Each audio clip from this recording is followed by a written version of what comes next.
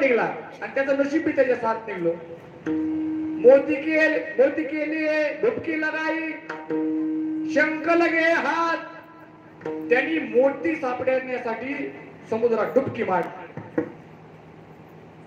आणि हातात सगळे शंखच आले ना. हा झाला आभागी, मोत्यासाठी प्रयत्न करतोय परंतु हातात निसते शंख शिपले झाले, मोती काय लागले नाही. आता संसारातला भाग्यवान. कबीर महाराज सांगतात, सिकंदर निकला टट्टी को लोटा लेकर साथ, पानी के लिए लोटा डुबाया मोती लगे हाथ. म्हणले भाग्यवान माणूस निघला. कुठे निघला? टट्टी को. उर्दू शब्द आहे का?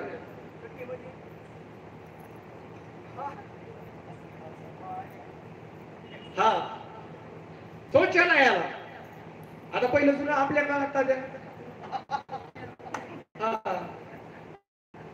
हा भाग्यवान माणूस लोटा घेऊन निघाला बाहेर दिशेला आणि पाण्यासाठी समुद्रामध्ये ते लोटा बुडवला. पाणी के लिए लोटा डुबाया लेकिन क्या हुआ, मोती लगे हात. त्या भाग्यवानाला पाणी पाहिजे होतं, त्याच्या डब्यामध्ये सरे मोतीच आले. आणि हा अभागी फक्त मोत्यासाठीच गेलता, डुबक्या मारू मारू मेला, पण त्याला एकही मोती भेटला नाही. विठ्ठला विठ्ठला.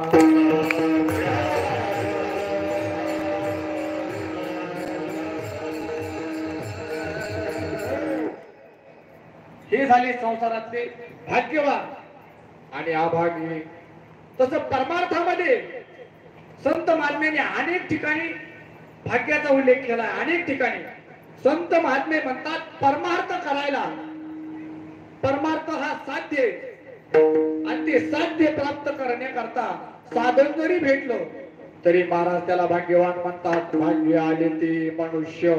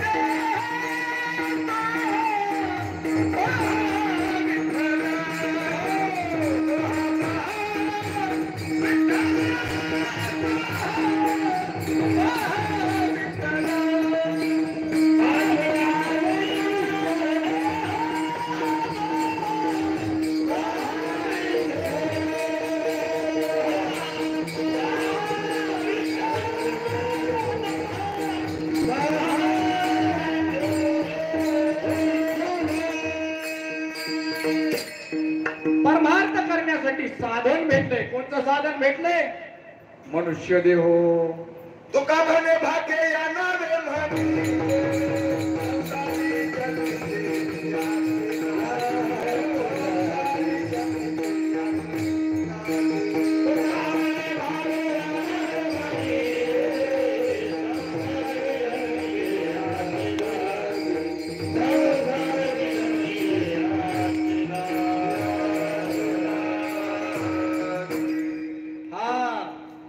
तुका म्हणे भाग्य या नावे म्हणिले आणि संसारी जन्मिजे याची. हा भाग्य आली ती मनुष्य देहा, तो हा पहा विठ्ठल याची लागी. परमार्थ करण्यासाठी साधन कोणतं भेटलंय? नरदेह रूपी साधन भेटलंय, त्याला हे महाराज भाग्य म्हणतात. भरतखंडे नरदेह प्राप्ती, हे तो परम भाग्याची संपत्ती. ते विवेक. आता पुढची होई मला भारतामध्ये जन्म भेटला ही परम भाग्याची संपत्ती आहे. साधन भेटलं, परमार्थ करण्यासाठी साधन भेटलं. नरदेहाला आल्यानंतर फक्त परमार्थ करता येतो, दुसऱ्या देहाला परमार्थ करता येत नाही. तुम्हाला असं कधी दिसलं